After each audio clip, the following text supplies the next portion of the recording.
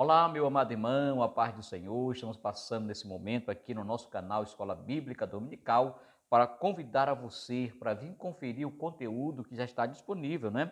O conteúdo da lição de número 10, a lição de jovens, para o dia 6 de março, que tem como tema Jesus é um bom pastor. E o comentarista dessa lição é o nosso querido irmão professor José Nilson, aqui da cidade de Bacabal, que vai estar comentando esse assunto da próxima aula. E a nossa lição, como sempre, ela é dividida didaticamente em 3 tópicos. O tópico número 1 vai falar sobre o aprisco de Deus. O tópico número 2 vai falar dou a minha vida. E o tópico número 3, um só rebanho, tá bom? Então esta é a divisão da lição de jovens, que tem como tema Jesus, o bom pastor. Mas nós também temos o nosso canal, o comentário da lição de adulto, a lição de número 10, também para o dia 6 de março, que tem como tema as profecias despertam e trazem esperança, né? E esse conteúdo riquíssimo também ele está dividido em 3 tópicos. O tópico número 1, os profetas maiores, não é? E o tópico número 2 vai estar falando os profetas menores e o tópico número 3, o livro do Apocalipse. Então, esta é a nossa revista, nossas aulas prevista para domingo próximo, dia 6 de março. E desde já convido a você, meu querido irmão, minha querida irmã, a ser um aluno da nossa escola bíblica dominical, tá ok? Então vem aqui no nosso canal, se inscreva, deixe o seu like, deixe o seu comentário e nos ajude a fazer com que este conteúdo chegue a mais pessoas. Tchau, fique com Deus e até a próxima semana com conteúdos novos aqui no nosso canal. Um forte abraço.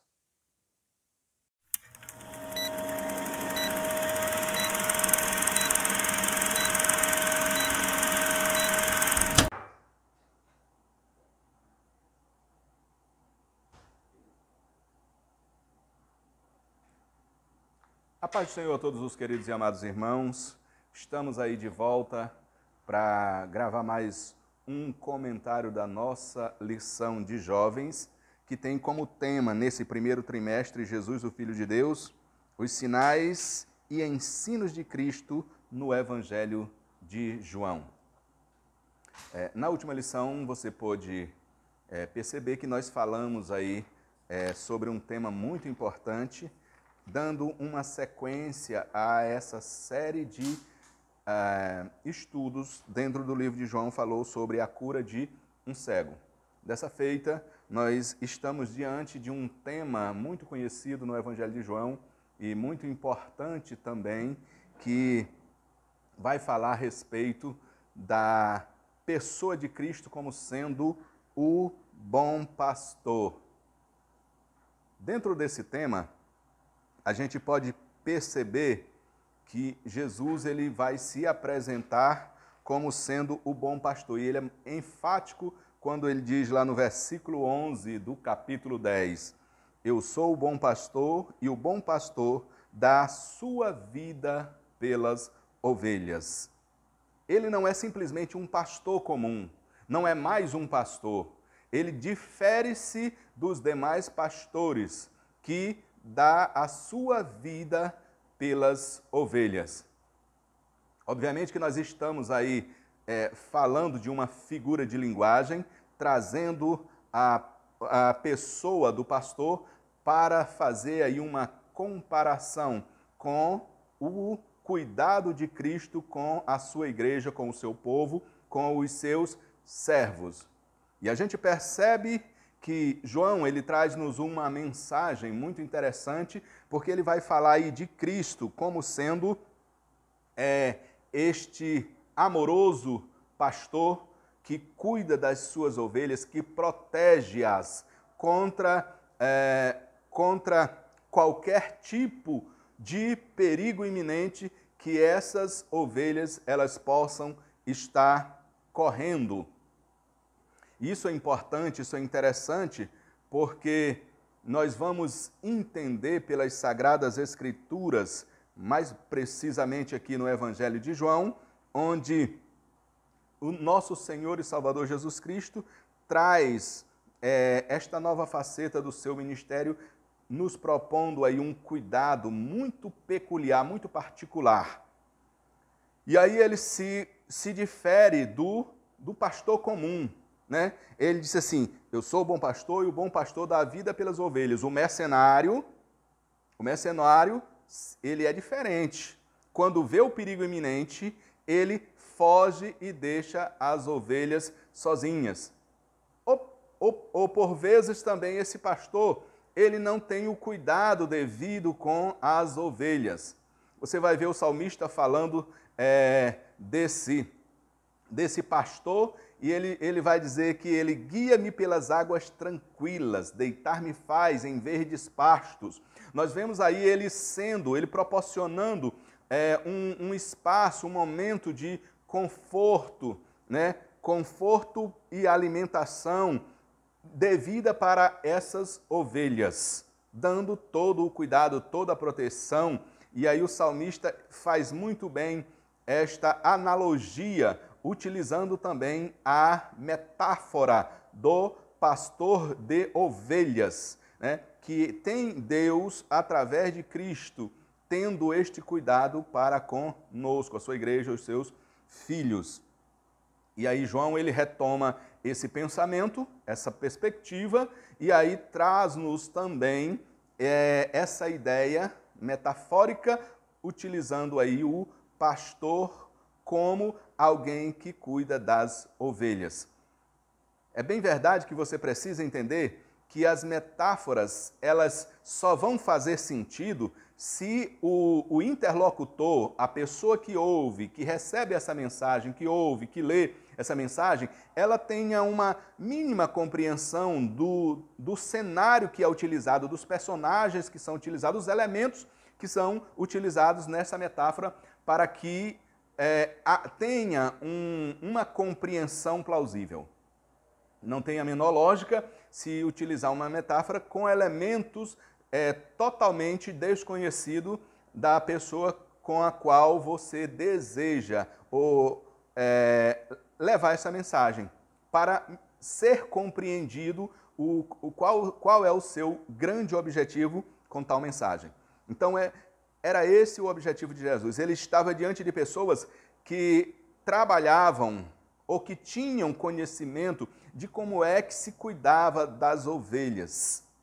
Quem eram os personagens nesse contexto? O pastor, o lobo, o aprisco, o pasto, os perigos da noite, do dia, em que esse pastor precisava estar minimamente atento a qualquer perigo que essas ovelhas pudessem estar tendo, e aí ele se propõe a ser este bom pastor que dá a vida pelas ovelhas.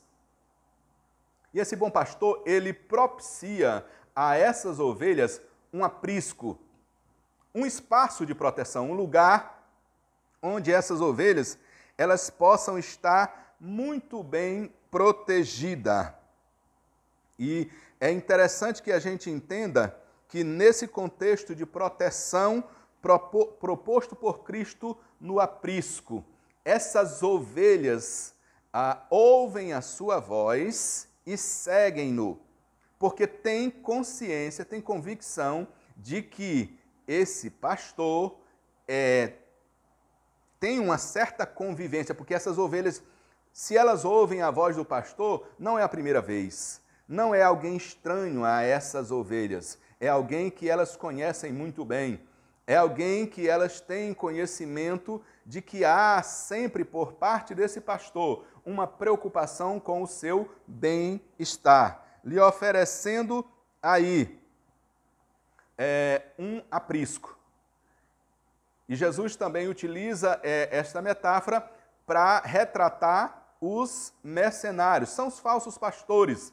E deixa eu dizer uma coisa para você aqui. Muitas das vezes há uma interpretação equivocada quanto a esse mercenário, que não é o pastor. Muitas pessoas às vezes pensam que é até o próprio Satanás, e lamentavelmente não é. E você vai ver no contexto aqui que Jesus está falando de pessoas, da liderança da casa de Israel, que não tinham o devido cuidado com as ovelhas do Senhor, enquanto que deveriam cuidar do bem-estar espiritual, social destas ovelhas, se aproveitavam da sua lã, se aproveitavam da sua fé. E, lamentavelmente, o que a gente vê hoje são líderes que se aproveitam da boa fé das pessoas, né, desses crentes extremamente crédulos, e essa credulidade exacerbada nem sempre é muito bom. Essa obediência cega, essa obstinação por esse determinado líder, nem sempre é bom. Ou, por não dizer, nunca é bom. Por quê? Porque sempre temos que ter uma certa criticidade quando nos é proposto algum tipo de liderança. Ver se essas lideranças elas estão pautadas aí na palavra de Deus. E para que nós saibamos que essa liderança está pautada na palavra de Deus, se faz necessário que, antes de qualquer coisa, eu conheça a palavra de Deus. Como é que eu vou saber se é pautada ou não na palavra de Deus se eu não leio a palavra de Deus, se não estudo a palavra de Deus? Daí a importância da escola bíblica dominical para a sua vida, para a nossa vida, porque a partir dessa vivência na escola dominical é que nós temos um melhor e maior aprofundamento dentro da palavra de Deus, que para assim possamos diferir o bom pastor do mercenário. Isso é importante, que a gente perceba essa situação, para que a gente não seja levado por qualquer liderança, simplesmente por dizer que é pastor, e que, na verdade, é muito provável que seja aí um mercenário, querendo apenas se aproveitar do rebanho do Senhor. E, lamentavelmente, a gente sabe que tais personagens têm surgido ainda com maior frequência nesses últimos dias no cenário da Igreja do Senhor Jesus Cristo. Esses mercenários, eles fogem quando as adversidades vêm, quando o campo é difícil, quando os problemas são aparentemente insolúveis. E aí você vê essas pessoas arrumando uma justificativa para abandonar a Igreja do Senhor, as ovelhas de Cristo. Mas ele volta a reiterar que ele é o bom pastor. E o que faz com que ele seja entendido como sendo o bom pastor é uma característica crucial. Ele diz assim: eu sou o bom pastor e dou a minha vida pelas minhas ovelhas. Olha que coisa espetacular. Ele não é apenas um pastor que se propõe a proteger, a providenciar um aprisco, a providenciar grama verdejante, a providenciar águas tranquilas, né?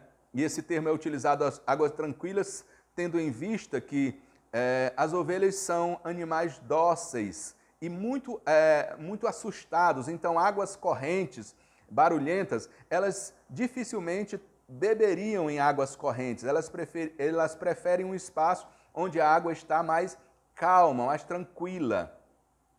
E só um bom pastor, só um pastor experiente, só um pastor que conhece as ovelhas, que conhece as suas peculiaridades como ovelha, é que vai saber dessas características. Caso contrário, esse pastor não vai saber levar essas ovelhas a esse tipo de águas tranquilas, que são águas que elas provavelmente parariam e descendentariam, né? Matariam a sua sede. Então, precisa conhecer essas ovelhas.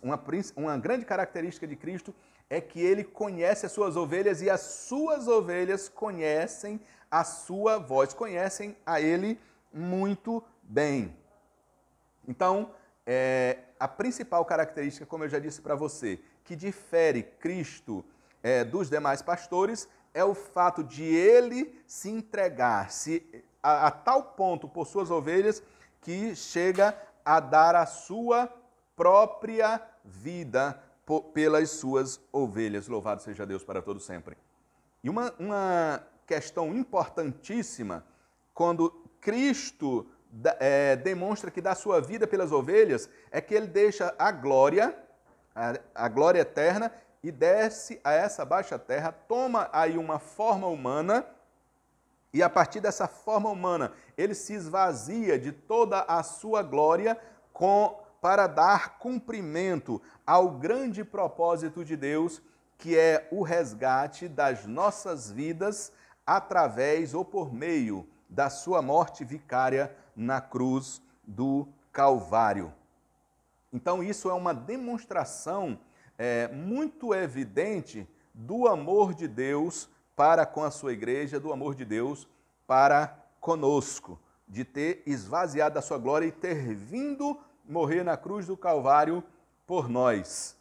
E isso não tem preço, o que Jesus fez pelas nossas vidas. Uma demonstração muito clara do seu amor, do seu cuidado, diferente do mercenário, daquele que se diz pastor, mas que na realidade só tem interesse na lã que essas ovelhas pode lhe oferecer, pode lhe dar. Não existe de antemão um interesse em cuidar, em proteger. E você vai ver isso muito bem explícito em Cristo Jesus, o nosso Senhor. E aí essa metáfora, como eu já disse, ela tem como objetivo tornar compreensível o projeto de Deus ou o plano de Deus para a humanidade. E ele planeja, ele projeta, deseja para a humanidade que todos se tornem um só rebanho. Existe um pensamento, ou existe uma raiz teológica que fala sobre a predestinação. E esse é um tema muito complexo que, obviamente, que não daria tempo estarmos tratando aqui nesse momento dessa particularidade, tendo em vista que há uma necessidade de ser um tanto quanto mais profundo nessa perspectiva para que possamos entender essa linha de pensamento teológico. No entanto, está simplesmente aí em resumo, dizendo que uma vez salvo a pessoa, salvo para sempre. Aquelas pessoas que foram destinadas à salvação, elas vão ser salvas de qualquer forma. E existe a linha teológica que não entende dessa forma, e a gente, de certa forma, coaduna com esse pensamento de que nenhuma pessoa ela está de antemão salva, né? E que, independente do que possa acontecer, essa pessoa vai ser salva. E isso é importante a gente pensar, porque se existem as pessoas que, uma vez salvas, salvas para sempre, esse mesmo pensamento aí pode servir de base, por exemplo, a outras pessoas que entendem que o número de salvo ele tem um número X de pessoas que serão salvas, né? E aí vão dizer que são os 144 mil lá no Apocalipse. Teria sentido, né? Se existe um número de pessoas que são salvas, que serão salvas para sempre, então pode ser muito bem essas 144 mil lá do Apocalipse, defendida por uma determinada ramificação religiosa que nós conhecemos muito bem. E aí, esse pensamento, ele perde um pouco de sentido, porque se eles forem verdade, a morte de Cristo não teria muito resultado, porque a Bíblia diz que Deus amou o mundo, cosmo, não é o mundo cosmo, aí são pessoas, de tal maneira que enviou o seu Filho unigênito para que todo, é bom enfatizar essa palavra, porque ela vai fazer toda uma diferença na compreensão teológica em que estamos propondo. Todo aquele que nele crê, não pereça, mas tenha a vida eterna. E a tantos quantos o receberam, deu-lhes o poder de serem filhos de Deus. E aí, mais uma vez, o escritor sagrado usa a metáfora que Jesus, ou a parábola de Jesus, diz assim: feito está como mandastes e ainda há lugar. Então, queridos, o que a gente pode perceber é que não existe um número limitado de pessoas e também não podemos afirmar que uma vez salvo, salvo para sempre. A salvação ela só é garantida se nós permanecermos fiéis. Você vai ver em Apocalipse a palavra de Deus sempre falando isso, ser fiel até a morte, né? Então, significa que a garantia da salvação, ela se dá com o final da nossa vida aqui nesta terra, ou com a morte, ou com o arrebatamento da igreja. Fora isso, não existe garantia. Olha o que é que diz as Sagradas Escrituras. Se o justo morrer na sua injustiça, toda a sua justiça, ela será esquecida. Tudo que você fez em prol do Evangelho, tudo que você realizou em prol do reino de Deus, aqui nessa terra, se Deus lhe livre e você morrer em pecado, tudo isso vai ser esquecido. Tudo isso vai ser esquecido. Então, fica difícil se acreditar de que alguém pode, de fato, ser salvo para sempre. E outra explicação bem interessante é que as Sagradas Escrituras, elas vão estar dizendo aqui que Jesus ele vai estar formando um novo rebanho, ou melhor dizendo, um só rebanho. O objetivo dele é juntar as pessoas, né? Ele vai juntar gentios e igreja. E, aliás, judeus e gentios, formando aí a igreja do Senhor Jesus Cristo, transformando em um só povo. E aí cumprindo-se as promessas futuras de Deus para a humanidade. O objetivo do Senhor nosso Deus, que é simplesmente salvar a humanidade, trazer essa humanidade de volta para Deus. Outros pensamentos diferentes desse vão trazer uma certa comodidade às pessoas. Pode ser que se eu for salvo, de qualquer jeito, independente do que eu possa fazer na minha vida, Deus vai dar um jeito para eu ser salvo. Em contrapartida, alguém pode dizer, eu posso fazer o que eu quiser fazer, passar a vida toda dentro da igreja, servindo a Deus, cumprindo todos os pré-requisitos exigidos por Deus. Mas se eu não for um dos escolhidos, eu vou para o inferno de qualquer jeito. Então eu vou me acomodar por aqui, né? Por quê? A única diferença nesse pensamento é que ninguém sabe quem são os salvos e quem são os condenados, mas que nesse pensamento existe um grupo de pessoas que são condenadas e um grupo de pessoas que serão salvos. E aí eu não sei de qual é dos dois lados que eu dou. Deixa eu dizer uma coisa para você. Deus não é Deus de confusão. Se Deus não é Deus de confusão, significa dizer que Ele sempre nos dará um norte, uma compreensão da sua vontade, para que a gente siga com confiança e com firmeza os caminhos do Senhor. Deus não vai deixar-nos viver uma vida espiritual aleatória, em que nós não temos certeza das coisas. Deus sempre busca nos dar certeza e uma prova disso é a sua palavra que foi nos revelada no decurso dos séculos.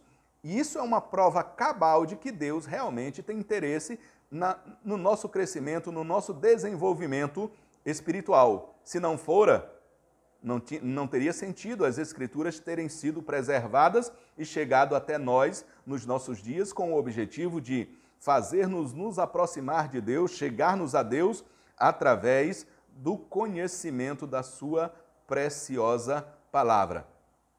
Mas para compreender isso de uma forma mais clara, irmão, é preciso estudo das Sagradas Escrituras, para que nós não venhamos a cair em qualquer vento de doutrina, qualquer ensino faccioso, errôneo das Sagradas Escrituras, que nos levem a descrer do plano salvífico de Deus para as nossas vidas e estarmos à mercê aí de uma sorte. Vai que nessa brincadeira aí eu seja um dos escolhidos. Não tem sentido, irmãos. Não tem sentido essa insegurança. Não tem sentido essa incerteza. Deus, Ele tem como prioridade nos garantir. Só vai depender de nós. Né? Não é uma coisa que faça o que fizer, mas na hora H Deus já decidiu quem vai e quem não vai. Não, não vai ser assim. Né? Se você for fiel até a morte, dar-te-ei a coroa de vida, da vida, é o que diz a palavra de Deus. Então, isso é que tem que prevalecer na nossa mente. E aí, uma das provas mais contundentes é que esse bom pastor, ele tem aí a proposta de reunir todos em um só rebanho. Olha, mas a Bíblia diz que Deus não tem prazer na morte do ímpio. Significaria dizer, se houvesse essa ideia de salvo para sempre, que Deus, de certa forma, seria um Deus que tem prazer na morte do ímpio. Né? E não tem. A Bíblia Sagrada é enfática em dizer essa verdade. Então, que fique consciente para cada um de nós de que só depende de nós fazermos parte do rebanho de Cristo, né? Aceitarmos a Ele como sendo o nosso bom pastor e que Ele deu prova de que é um bom pastor, dando a sua vida pelas ovelhas, atraindo todos para si, e agora simplesmente vai depender de cada um se vai querer ou não fazer parte do rebanho de Cristo. Obviamente que por conta do tempo, a gente não vai poder se aprofundar um pouco mais ou se estender um pouco mais com relação a este assunto.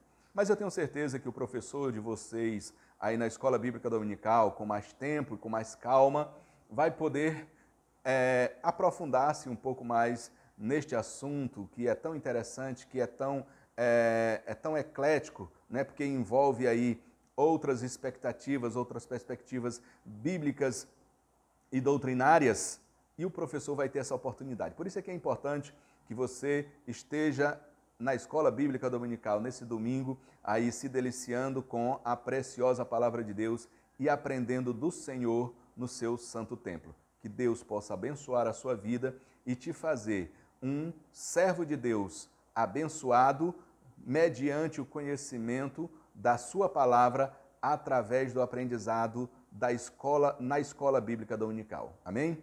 Que Deus nos abençoe e nos guarde no seu amor.